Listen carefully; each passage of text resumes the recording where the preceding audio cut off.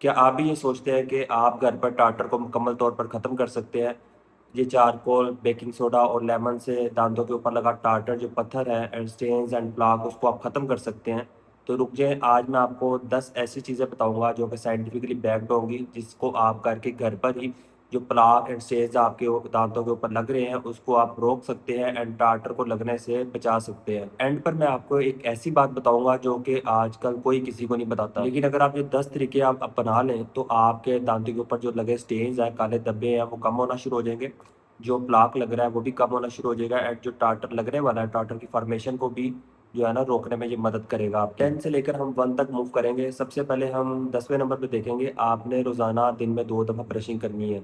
सुबह और रात को सोने से पहले लाज़मी, और फ्लोराइड टूथपेस्ट के साथ आपने कोशिश करनी है ब्रश करें एंड सॉफ्ट ब्रश के साथ। इस तरीके से आपका जो ब्रशिंग जब आप करेंगे तो आपके दाँतों के ऊपर जो चिपचिपाहट सी खाने की लेयर होती है, जिसे हम नरम लेयर प्लाक भी कहते हैं, वो नहीं बनेगी एंड जब प्लाक नहीं बनेगा, तो आपका टार्टर भी नहीं बनेगा, क्योंकि प्लाक ही वो लेयर होती है जिसकी हम हाइजीन का ध्यान ना रखें तो वो आगे जाके टार्टर या कैलकुलस में चेंज हो जाती है। 9वें नंबर पर हम देखेंगे, अगर पॉसिबल हो तो इलेक्ट्रिक टूथब्रश का इस्तेमाल करें। रिसर्च के अकॉर्डिंग इलेक्ट्रिक टूथब्रश जो होता है, मैनुअल टूथब्रश से ज़्यादा इफेक्टिव होता है गम्स की इन्फ्लेमेशन को कम करने के लिए भी एंड दांतों के ऊपर लगा प्लाक उसको हटाने के लिए भी। 8वें नंबर पर फ्लॉस लाज़मी करें। मैं हमेशा कहता हूँ फ्लॉस को अपनी ज़िंदगी का हिस्सा बना लें, क्योंकि ब्रशिंग से आपके दाँतों की जो सामने वाली सरफेस होती है, वहाँ से तो आपका प्लाक उतर जाएगा, लेकिन दाँतों के दरमियान में जमा हुआ प्लाक फ्लॉस से उतरेगा, वो ब्रशिंग से नहीं उतरेगा। 7वें नंबर पर इंटरडेंटल ब्रश का इस्तेमाल करें। वो बिल्कुल छोटे-छोटे से आपको मिल जाएँगे, मैं पिक्चर के साथ ऐड कर दूँगा। बाज़ केसेज़ में जैसे अगर आपको ब्रेसेस लगे हुए हैं, तो उस केसेज़ में फ्लॉस तो इफेक्टिवली काम नहीं कर सकता, क्योंकि वायर लगी होती है। तो इंटरडेंटल ब्रश आते हैं छोटे से, उस जगह पे दाँतों के दरमियान में वो बहुत अच्छे तरीके से सफाई कर देते हैं। तो प्लाक नहीं जमेगा, तो टार्टर भी नहीं बनेगा। इस तरीके से आप टार्टर लगने से बच जाएँगे।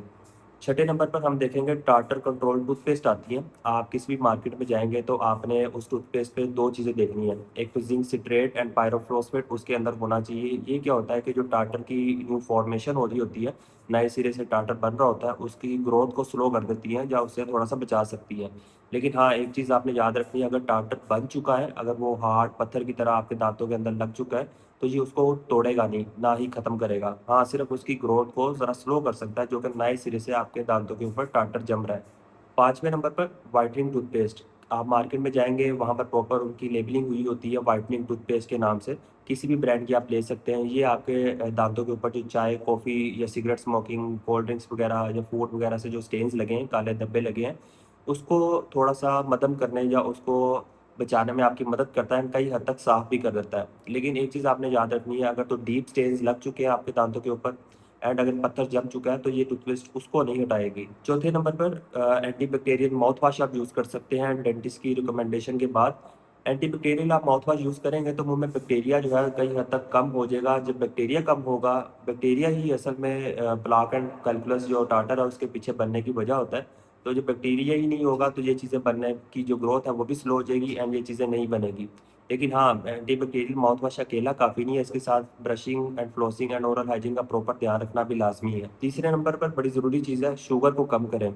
जितनी ज़्यादा आप शुगर या मीठी चीज़ें खाएँगे, उतना ही हमारे मुँह में जो जरासीम है उसको खुराक मिलेगी एंड जितना ज़्यादा बैक्टीरिया बनेगा आपके मुँह में, उतना ज़्यादा प्लाक और टार्टर आपके मुँह में जमेगा। और दूसरे नंबर पर चाय, कॉफ़ी और सिगरेट स्मोकिंग को ज़रा कंट्रोल करें, क्योंकि ये जो है ना आपके दाँतों के ऊपर जो काले धब्बे लगते हैं ना, उसकी बहुत ही कॉमन वजह है। अगर आप इन चीज़ों को कम करेंगे, तो जो आपके दाँतों के ऊपर नए सिरे से दाग लग रहे होंगे या सरफेस स्टेन्स लग रहे होंगे, वो काफ़ी हद तक कंट्रोल हो जाएँगे। और नंबर 1 पर सबसे ज़रूरी बात है, अगर टार्टर एक दफ़ा जम चुका है, अगर वो आपके दाँतों के अंदर पत्थर बन चुका है, आपको क्रेड़ा प्रॉपर नज़र आ रहा है पत्थर की तरह, तो वो आप कोई भी हर्बा आज़मा लें अपने घर में, चाहे बेकिंग सोडा कर लें, चाहे लेमन कर लें, चाहे चारकोल टूथपेस्ट कर लें, कुछ भी आप कर लें, उसको आप नहीं तोड़ सकते। उसके लिए सिर्फ़ एक ही साइंटिफिकली प्रूवन ट्रीटमेंट है, जिसे हम कहते हैं स्केलिंग एंड पॉलिशिंग। आप किसी भी क्लिनिक में जाएँगे, डेंटल क्लिनिक में, आपका डेंटिस्ट आपकी अल्ट्रासोनिक स्केलिंग एंड पॉलिशिंग करेगा, वो टार्टर आपका रिमूव कर देगा। तो अगली दफ़ा अगर आपको कोई कहे कि लेमन, बेकिंग सोडा या कोई आजकल तो बड़ा एक फ़ेमस भी हुआ हुआ है एलोवेरा जेल लगाएँ तो आपका टार्टर उतर जाएगा। ऐसा नहीं है, इन चीज़ों को आप बनने से रोक सकते हैं। जो मैंने आपके साथ टिप्स शेयर की हैं, उससे आप इन चीज़ों को कमज़ोर लाज़मी कर सकते हैं, लेकिन आप इसको मुकम्मल तौर पर तोड़ नहीं सकते। तो अगर आप इसका बिला वजह अगर टेक्नीक भी आपको नहीं पता किस तरीके से इस्तेमाल करना, आप करते रहेंगे तो उल्टा आपके दाँतों को नुकसान होगा, आपके दाँतों की जो लेयर होती है इनेमल उसको डैमेज होगा। एंड फिर उसके साथ आपको sensitivity and pain and different जो दांतों के मसाइल है वो शुरू हो जाएंगे। एंड उम्मीद करता हूँ आपको ये वीडियो पसंद आई होगी। अगर वीडियो पसंद आई तो इस चैनल को सब्सक्राइब कर लें, वीडियो को शेयर लाजमी करें ताकि ज़्यादा से ज़्यादा लोगों तक ये इन्फॉर्मेशन पहुँचे। वीडियो देखने का बहुत शुक्रिया। जज़ाकल्लाह। अल्लाह हाफिज़।